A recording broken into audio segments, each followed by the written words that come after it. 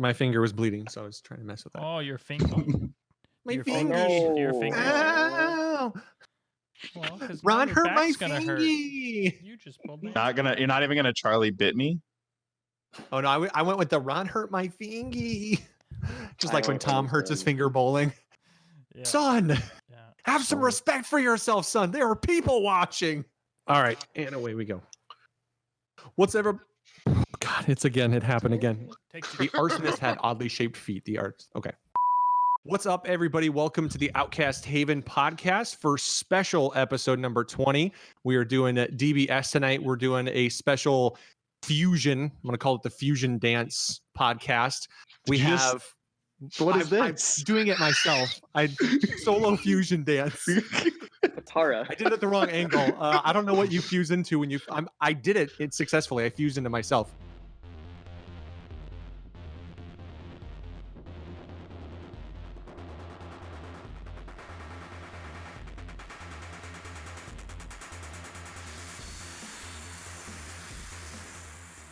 So we are joined by local Minnesota legend, Dane. Dane, say what's up. Hi, everybody. I'm Dane, online tag Dane Reich. I play Dragon Ball Super in Minnesota. I'm part of Northstar Ball. We have our own channel that'll be linked somewhere, I'm sure. Oh, we'll link it for sure. And No. No never gonna content. happen. That's competition. Yeah, I get it. Yeah, no. Never competition. Only local friendships and love here in Minnesota because that's what Minnesota. Passive aggressive for the win. And then I have our normal band of misfits. Who's breathing super heavy? Is that you, Robert? That's probably Robert. That's okay. I've got illiterate Robert. What's up? Skittles changing lime to green apple is a travesty. Robert, with the important things, these are the discussions that we need to hear.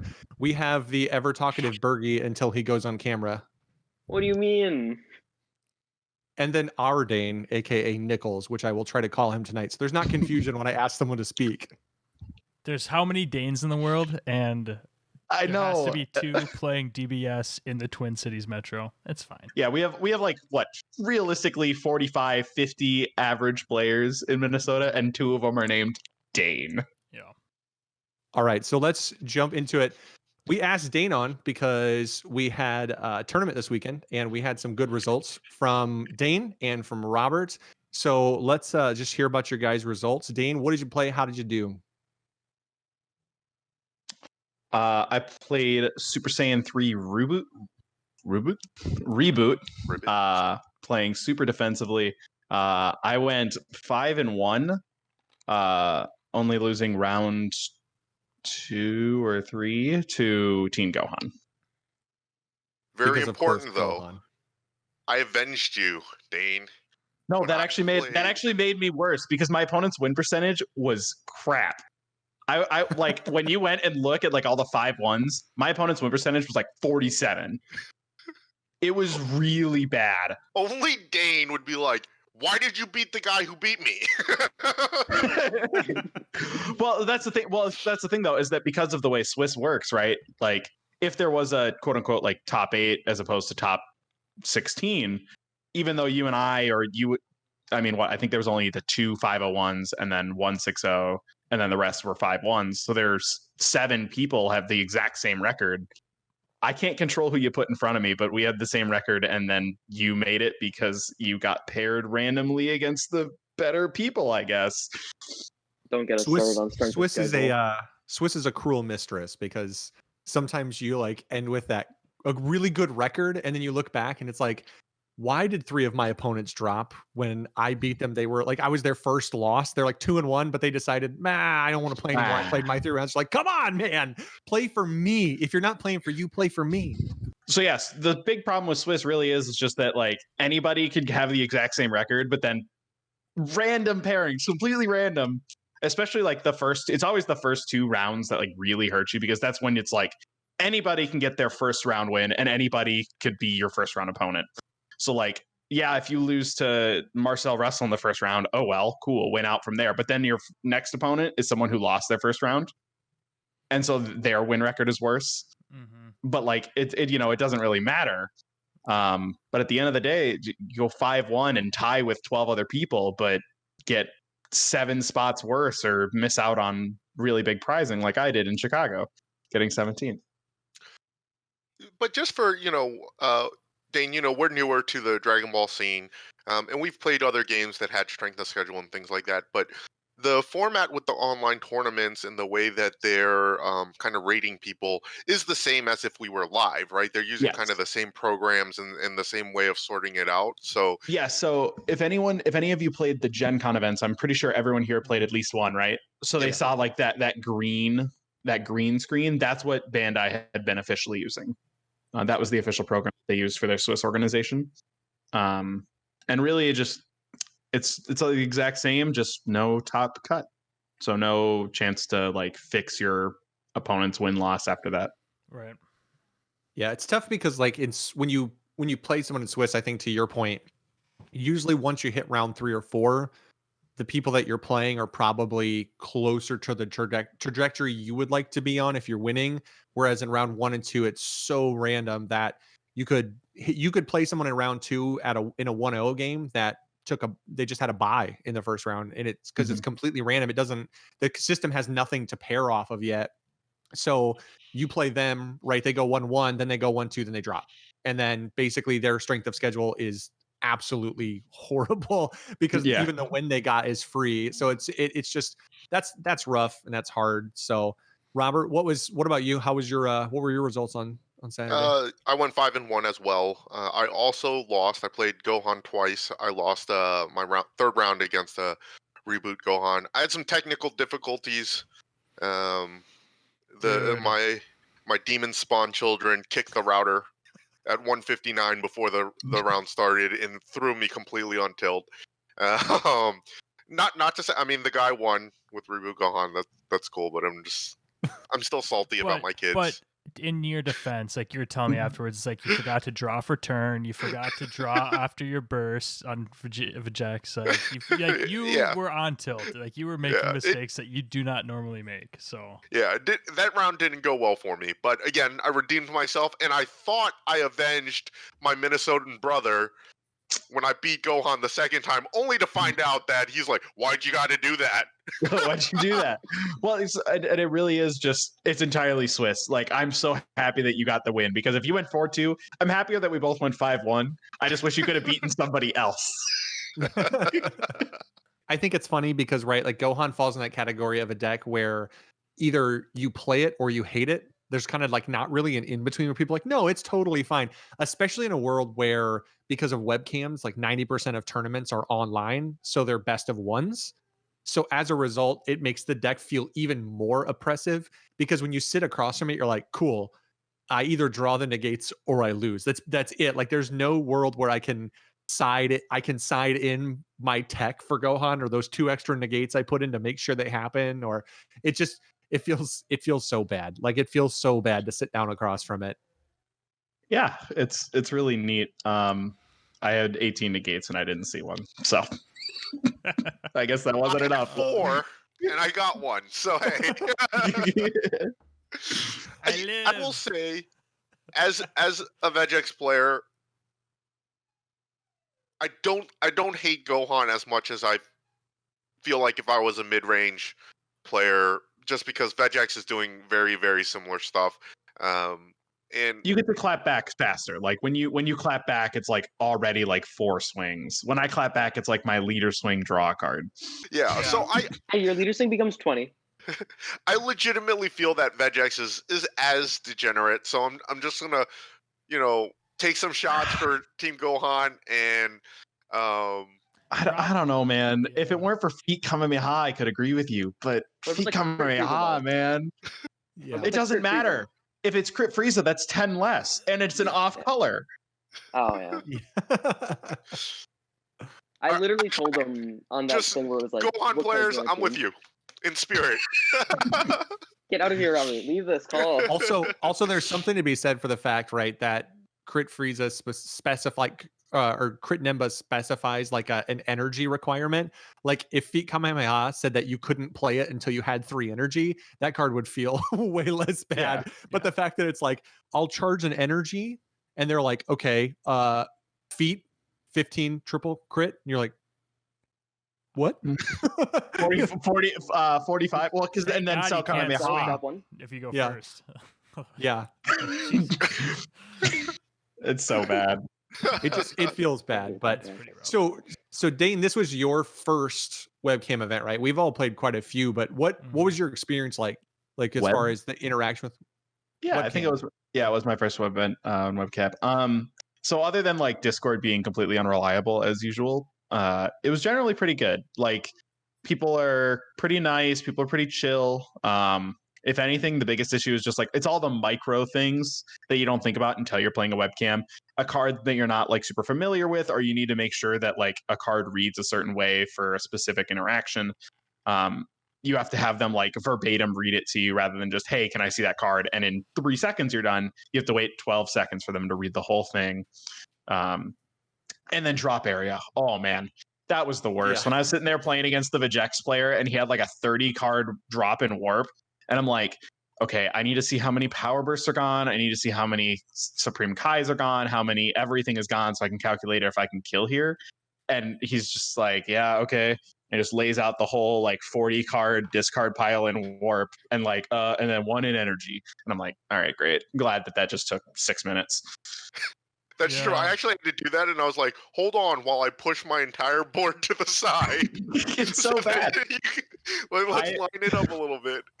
In my match against Robert Reitz round 1, I read Baby Ape 3 times in full. That is a wall of text. Well, but that's the thing though, is that even if he does, you have to hear that specific wording, right? Like, what's the ordering? Does it say then? Is it a semicolon? All of that matters in a game with really precise rules. And so that was about my only real complaint. Otherwise, it was great. A lot of good people on there. Had a lot of fun in my matches. It was nice to be able to kind of go to the bathroom and do my own thing between rounds. It just misses that personal aspect a little bit, but that's about it. Yeah. And I would say, having played in numerous events, one thing is that with the cards, I've learned to kind of keep, I guess this is a tips and tricks section, but I've learned to keep my Internet Explorer either on Shenron's Lair, DBS decks, even TCG Player, right? And being able to pull up the card. That would help. But even having said that, there was one round where I was playing the SS3 Gogeta Unison, and I asked, is that the card where I can't attack your leader until he's dead? And the person says, no, you can attack my leader. And then I swung at the leader, and then they were like, oh, well, the leader doesn't take any damage. And I'm like, deep breaths. But, if I were able to look at the card, I would have just looked at the card, figured it out. That being said, I did have Internet Explorer open, or Google Chrome, whatever the hell you want to use. I should have looked up the card if there were any questions. I do like the idea of Robert still using Internet Explorer.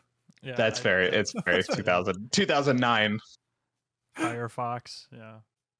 Yeah, I know. So I know for me, as somebody who has played Sin in, was playing Sin, that's really challenging because trying to track across screens sometimes what cards are skill negated and what aren't, when a leader can't swing, things like that. I actually had one guy who the best example of board state keeping on the other side against Sin was a guy literally had a stack of pennies, and if I would pick something and negate its skills or it couldn't swing or something, he would put something on it just to remind us both like what things were going on. And I try to keep, like, my webcam is really wide, so it covers my whole mat and onto the table, which is, I know, not everybody's situation. I played a guy who was sitting cross-legged on the floor with his laptop half closed.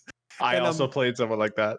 Yeah, and those are the tough ones, but I try my best to not make a big deal out of it because I understand we're all trying to have a good time. Not everybody has the best setup in the world, and not everybody can buy a $40 or $50 webcam to play these things. So it is what it is, but I do appreciate it. It makes me have a new appreciation for board state keeping more so than even in person, which I'm I'm fanatical about like having everything neat and tidy because I hate when I look at someone's board and I can't tell what's turned sideways and what's not, and why is that cocked 45 degrees? Is that tapped or is it not tapped? Because right now it's neither one of those. Then you're gonna love actual Bandai events because that is a rule and they follow it. Please keep your cards in correct zones, in correct areas. Is a really big stickler thing. Dude, I played. Okay, so it was in this last weekend. No, it was 2 weekends ago on the webcam event. I played a Broly player who had, and just pointing out if you're watching this by chance, I'm not giving you too much grief, but he had his life like across the top of his board where like his battle zone is, and then he had his deck like down in the middle, and then I was just like, man. Anybody who's playing, literally again, breaking the rules. He was playing on like literally half of like a normal playmat. Like it was like the space that he had. Call this out, Nichols. Because when I had my leader on the wrong side, you were like, "Yo, man, you got to move your leader over on the other side." Yeah, you yelled at me for using the wrong type of But you're not a stranger. It also bothers me because there's a lot of leaders that are running fields now. It bothers me when they go leader, or for the camera, right? It's leader, field, unison, battle cards. I lose, like my brain's just like stop that. Stop. Because the field is technically in the battle area. In a battle area, and I honestly do that. Honestly, I just started putting fields underneath the unison because like the field usually has like a constant effect that like you just know of or think about. Hiding cards, pro tip. I like it. Not like underneath like that, but like, you know, like good point. Out here revealing. So I mean that's just webcams are great. It's what we have right now. Yeah. So what do you guys? So what's the biggest difference you think? I know Bergie's been grinding locals a lot lately. I know Dane, you play in locals a lot. What do you think? We'll ask Bergie because he hasn't talked to Tom. Bergie, what's the biggest difference between in person and webcam? You've done both quite a bit. I don't know, like hand size, being able to just look and know how many cards your opponent has in hand. How'd you do like, at the store champ? That's such a big thing because like, How'd you do at the store champ? Oh, I 3-0'd 2 weeks in a row. Is that winning? You want to hype yourself up a little bit? I don't know. Okay, Dane, stop. Oh no, I'm not blaming you. I'm blaming the event as a whole. Oh yeah, no, it should. When you have 16 people, you should just play the fourth round. I don't care if there's 2 separate kits. Play the fourth round. Yeah, no. But so because if you want to do it, the first round, then if there was, he would have played the other 3-0 player and he lost it. So he wouldn't have won. I don't know how the second one would have been. I'm gonna guess you didn't play Matt, my roommate. I didn't play Matt. I had to leave my little brother at a basketball game. It was he was playing guard Broly, so I have no idea. Were you the 3-0 player, Dane? That first week? Oh. No. Anthony was. I lost Anthony. I didn't draw a unison until like I had I was sitting across from him watching. It's like it was. He didn't even see like an SS4. Like it was. All right, I apologize for busting in. Bergie, please continue. I just wanted to hype you up a little bit. I know you've been killing it at locals. Yeah, you've been doing good, man. Yeah, I owe Dane credit. He talked to me about SS3, and the deck is super fun. I love it. It's great. That Dane, not me. He doesn't owe me anything. Wait. So, but yeah, the biggest thing at locals was like just not being able to see all the zones properly. Like Dane said, the drop, such a big thing. Or another really big one, like as someone who's a very sociable person, that interpersonal connection, you get to look someone in the eye, make friends, right? Like how many Facebook friends I have from just 2 LCQs, a regional and a nationals is staggering because you just meet so many cool people. But when you're doing it through webcam, I don't know any of those dudes' actual names if I didn't like look at it. I don't know faces on half of them because, it's bent or whatever. They're not showing anything. It's just, it misses a lot of that personal aspect, which this is a social game for me. But I'm sure for some people, that's the best part is that they don't have to leave their house. They don't have to talk to anybody. They can just play their favorite card game. I will say, Dane, you mentioned a good point in that it was funny. I actually sold a card to a guy on Facebook that morning, and we got matched up, I think round 4. And at the end of the game, I was like, "Hey, I just want to say hi," and I like raised my camera and like kind of waved at him, and he's like, "Oh yeah," and he raised his camera. But to that point, is you don't see each other's faces when you're playing, and that is missed because, I've played in 3, maybe 4 of these, and I think that's the only guy that I've like seen the face of, and you think, I probably played 20 games or something like that. Yeah. So it's a very interesting point of that connection with folks, and just seeing even their face, because you do just see their board and their cards in their hands. Yeah. Well, and you see, like, it's I think maybe the biggest thing, right, is you don't actually know their names a lot of times. So you don't realize who you're even playing unless you actually know the person.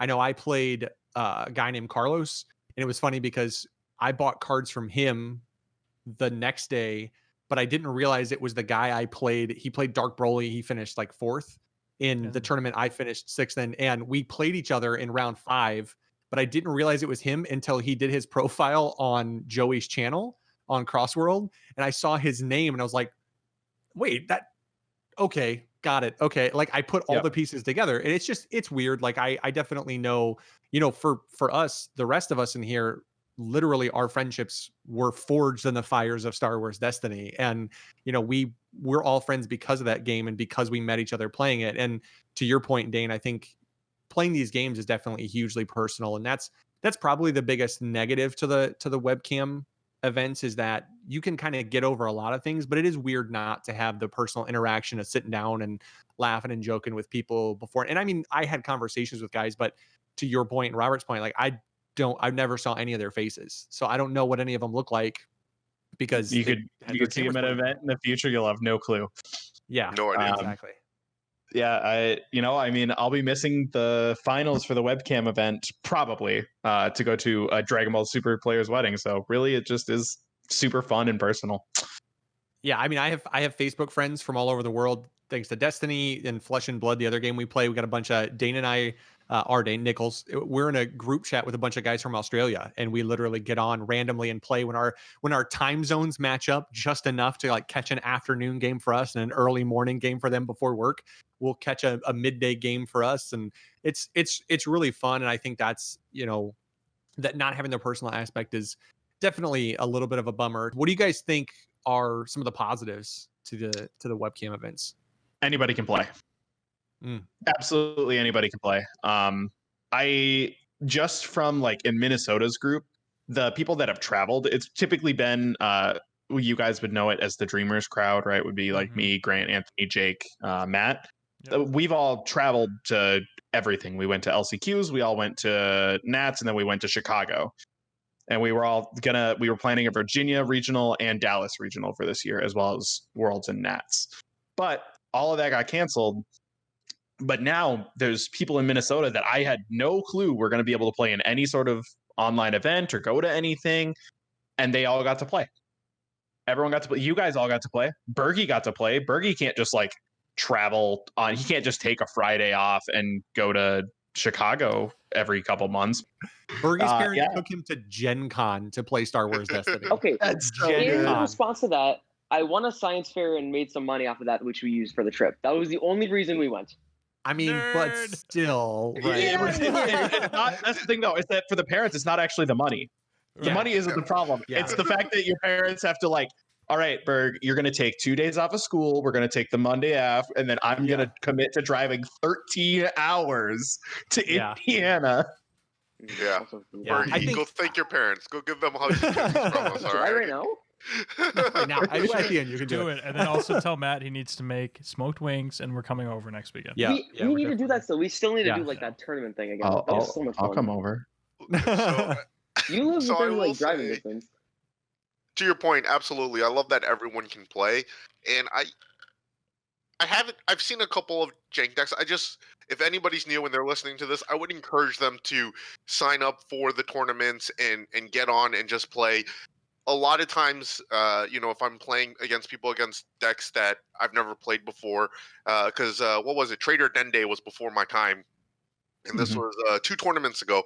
And some guy was like, yeah, I have some of the new cards, but, I've really always played Trader Dende. We finished up our game. He had won, and then he kind of walked me through the deck just to say, well, hey, this is how I'm cheating out the 4-drops. These are the different ones. And it was just really nice learning about a deck that I've never seen before, because none of us had run it. I hadn't seen it at locals. And so Go to local. online are generally friendly. And if you're interested in what they're running, or if you have questions, he then had questions about Vegex. And I was like, oh, well, hey, this is what you got to watch out for. And we had a great conversation even after the match. And so if you're a new player and you think, hey, you're out of your league, give it a shot. You can play. I think most of the tournaments are like, hey, just play 3 rounds and you get the prizes. Some of them which are worth money, which is great. And then, but you'll meet 3 people playing, meta decks or non-meta decks or whatever, and you'll be able to ask some questions and learn more about the game. So I think that experience in itself, especially if you don't have locals, which you kind of hear in the community group a lot, it's a great experience just to broaden your knowledge of the game. And so that sticks out with me of learning about the Trader Dende deck, which was before my time, which is cool. I think Blake wants to make it now just to make me suffer. He's like, this. I'll help you out with that. I used to play it a lot. Yeah, I think and that's a cool part of the events, right? Is they aren't, for some people, they aren't, they don't view them as like super high stakes. We all kind of view them as like, anytime I sit down and play in something that's called a tournament, I'm going to try and do my best to win, because that's what we do, and we're obsessive about that. But it is cool to see some people running, some wild stuff, and you see some interesting decks come out of it. But at the end of the day, I think, to Robert's point and to Dane's point at the same time, right, is it's an accessibility that some people would never have if they wouldn't travel outside of locals. It's really cool. But also, if they just don't have a local scene, it's something that people get to play with. I know for me, one of the big positives is I like playing with the cards that I spent money on. Like especially in this game where, like, I don't think power creep happens instantaneously, but you do obviously have power creep and meta shifts, and some cards will go through a time where they just basically become unplayable. And it feels bad to like own these cards and think, man, if I don't play these cards for 6 months, I may never actually physically play with this card, which kind of sucks. I really like that's definitely something, is that it takes like a set, and even when it's a set, your deck usually has a couple new cards. Like, there are very few like exceptions to that have like stayed decently relevant. Invoker and Trader Dende are some of those examples, but those are such strong archetypes that it's like tough to really do anything. Really just miss in person, but there's so much good that comes out of these, and it's really just we have to take what we can get. And I hope that for the future, I hope that once COVID is done, hope 2 or 3 years from now, let's be real, that they continue to do both. Like, there's just no reason to not, like, give that opportunity to the people who don't. But then, for those that are like us and will travel and don't necessarily need to play in a high stakes event every single weekend, we can just skip it. No harm, no foul. Like, it's worth noting, anyone listening that's like just like a newer player wants to play casually, like, I think 40% of the player pool that comes into these tournaments probably doesn't, like, they're not playing at like the same competitive level that you see like all these deck profiles come out on like different YouTube channels. Because I'm sure everyone is, for the most part, they're up to watching like Joey at Crossworlds, or Eggman or Super Players or whatever they are, and they're seeing like these people talk about how competitive they were and how all of this event went for like all these top players. But that's like not the majority, I would say, of this scene that's playing in these. A lot of people are just playing the 3 and drop to get prize support because they want to play with new cards with their family at the kitchen table, whatever it is. Like, so don't let that be a gate to keep you from joining these, because a lot of people are just playing to like have a fun time and get some games in with people that they don't play with every other weekend or whatever it is. Come out and play and have fun, because that's what everyone's there for. Some of us just like to have fun by being a little more competitive. Well, and I think to that point, even you do get to learn more about decks that maybe you wouldn't run into out in the wild, or you can learn from like people who are competitive. I know for our group, I enjoy like showing people new decks, or showing people what the deck does, or helping people understand how a deck functions or how to make it better. I know one guy that I played was playing Vegex, and you could tell like he was newer to it and he hadn't played it a ton. and because so his functionality of it was a little like the processing, he was trying to go through the steps a little slower and stuff. And at the end, I asked him, I was like, hey, how long have you been playing that deck? And he, said, oh yeah, I've only been playing it for a couple weeks. Like I'm still kind of getting the hang of it. It's like, yeah, I have a buddy who plays it like religiously. Like that's the deck he plays. And he was like, oh, nice. So, like you've seen it a bunch. And then we got to talking. So I got to kind of, even from my experience with Robert, seeing the deck first person so much, I had a chance to kind of walk him through some, hey, here's some alternate lines and things that you could do.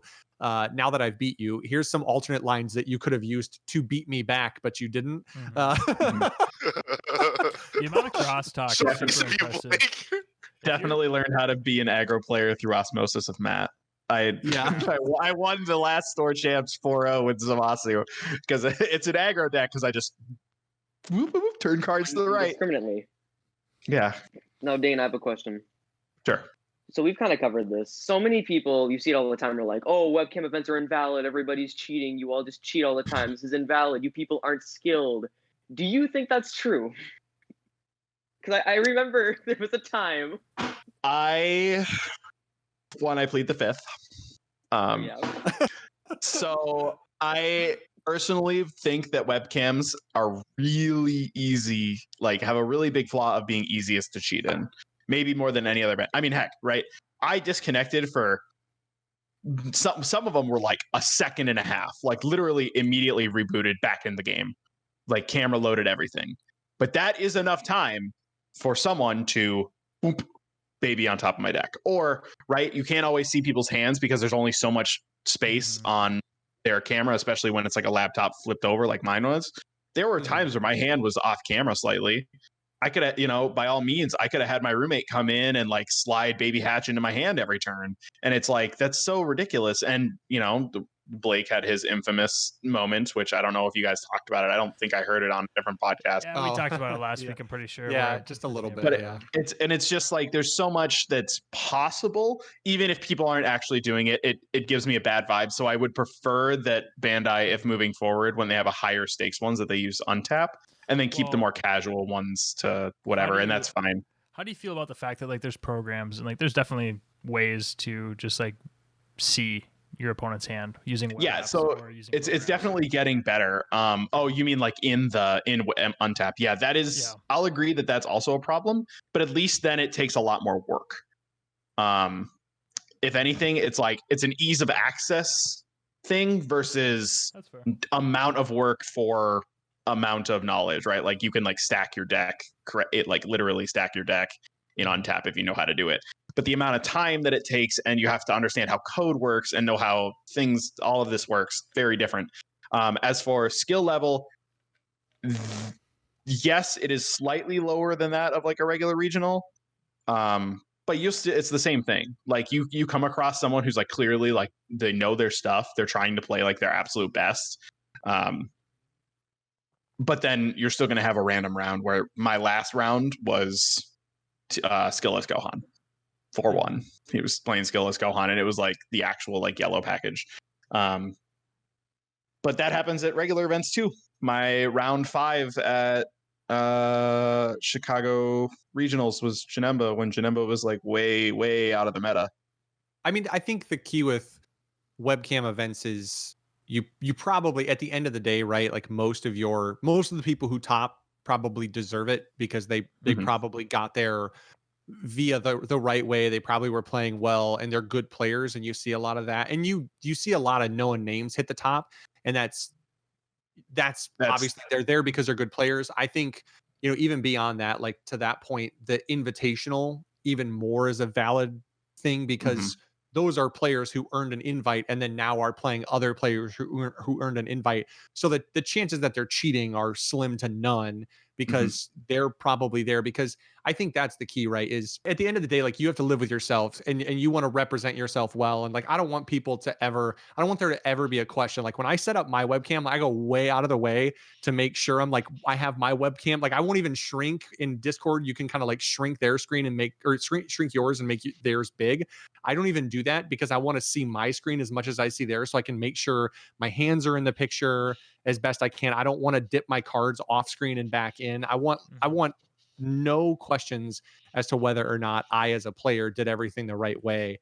And that's important to me. And I think at the end of the day, like if people can live with themselves and they want to get a cheap win by, stacking their deck or something stupid, then, that at some point we're going to go back to in-person events, and that's just, it can't It happen. doesn't fly. I'm waiting for the one guy who's won all the online events and then like goes in person and just gets absolutely dominated. That'll be hilarious. It is really hard to just like, even if you are like cheating like that, it's really tough to still top those events. So that's, I think, the biggest piece is like, don't beat yourself up if you don't do so hot, but if you do well, you still have to recognize, like, I beat really good players. Like I beat Nichols here, and that was a really great game. I like, you sit down and you just think like, oh man, I had some really good games today with some really tough opponents. So, I'm happy with how I did. And if anything, so I don't know if you guys, like, I think one or two of you did really well at Worlds for Destiny, right? Bergie. Yeah. Bergie did. So, Bergie like, got day 2. I don't know how many players you We did had. good at the regionals. Okay.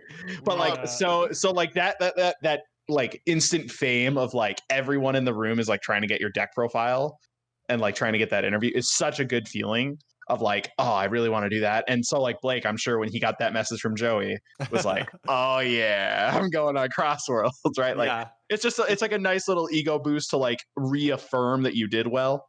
Yeah. So Is this where we can fire shots the fact that Robert and I aren't going to be interviewed by anybody because there's no Draft Buck 6? Valid format. But you know what? We're making our own video, baby. We're gonna put ourselves up. We're gonna be our own hype man. After Gen Con. One thing I do kind of want to transition over to, as we look at we can't tell the future with COVID, but in Minnesota we've been blessed that we do have locals, at the battlegrounds. They're actually running, tournaments and store champs, like Bergie's been dominating. Again, but we also have free play on Mondays, which Dane, I know I haven't been going to. I'm sorry. No, but that's actually a good thing because you're going to get a little something special when the actual event comes up here in a bit. Nice. But there are also this online tournament, and I do want to call out that actually I was debating between the store championship at Battlegrounds and this online tournament. And so there was a conflict. I could only do one. I felt bad not kind of supporting, the LGS. I'm just going to throw this out there. I blame Blake because he topped, and I was like, I want to top so bad. I'm so jealous. But I also feel that locals still need to be supported, right? Safe locals. Safe. Wear mask. Yes. Yeah. You wear your mask. Dom is very serious about that stuff. Safe locals need to be supported. What are your thoughts on that? Yeah, I think it's super important because there are a lot of people that don't have what we have. Yeah, we have like pretty limited, right? Like, no more than 16 people in a pretty big store. Like as far as a game store is concerned, Battlegrounds is pretty big. And we're all distanced, and most people wash their hands between games, and everyone's wearing a mask at all times. There's hand sanitizer at the front. You have to appreciate what's there because when it's not around, I remember March to like July. Oh my God, I wanted to blow my brains out. I would have like one person over to my house to play like games for 2 hours, and that'd be it because that's all we could have. For most people, locals is kind of their only thing. And it's the thing that for a lot of people, I mean, we've said it how many times already on this podcast. For a lot of us, like that's where the bulk of our friends have come from. And like our friends group, so many of our friends group come from the local scene, or we picked them up along the way at a game store playing a game that we all shared. And it's such an important thing. And I think that's, even if they like when they start holding in-person events, it obviously would be good for some webcam events for opportunity. But at the end of the day, I think what they're going to have to do in order to make it work and continue to force locals, because that's the key for any game to survive, is to have a locals, because that's where you pick up casual players who see the game, recognize the IP, and go, hey, I love Dragon Ball. It'd be cool to play that game. I think they're going to have to make sure that the webcam support isn't equal to the support that locals are giving. Like webcam events can give support, but once locals fire up and things go back to normal, you almost have to let locals just have better pricing and give almost outdated pricing to webcam events so that people can still play and get something, but they can't get like the new tournament packs and stuff like that. It's definitely a big problem. Like, and Bandai also changed the way tournament kits work, which is like that's its own problem. But like, if we didn't have locals out, I can see why people feel like they have to spend $80 on Broly and $70 on Trunks because they don't have another option. I can wait 3 weeks and trade for it for someone because, you know, we recognize as a community, like, these cards aren't actually worth that much. It's just that right now there's very few of them, and in a month and a half there'll be 6 times as many. So we're willing to make those like concessions, but when you're playing in an online event, you got to have those cards. Yeah. You want to do well, and doing well sometimes takes the best cards, and when they're hard to get, it just costs more money and there's nothing you can do about it. So when they start holding in-person events, do you think you would go if it happened soon, or do you think you need more security in the events before you would be willing to go? I think I would need a little more security. I think if it was below, like if it was 32 people or below, that's the thing that was like, that's still basically a local. So, but as soon as you get to a regional, people are going to be so hungry to go. The first one, they're going to have to like cap it at 128 or 256, and I'm just not going to feel very comfortable in going. So like it's a really hard line to draw. Like, and I'm in the group of one, like the people that get the most. We all are like 19 to 30, 38 or whatever, 35 are like at an astronomical. I like how you got higher. I had to remember like the actual. It's 19 to 35 is like the like absolutely like staggering growth of COVID. But we're also the ones that aren't gonna, you know, do it. Nothing's really gonna happen to it. I'm overweight, so like I might have like a long-term lung issue or something like that, but I'll be fine overall. I still wouldn't feel comfortable. There's just no way that it's safe enough yet. Which really sucks because, man, those events are something special. I miss big events, man. Like the Worlds was 500 plus, and like there's no like that. The thought of doing that right now makes me sweat. But like, just having that many people in like a big, because we did that at the River Center in St. Paul. Yeah. So like that was a ton of people, but it was so much fun just jamming, just no deodorant wearing stinky big dudes from the middle of nowhere, just jamming games, man.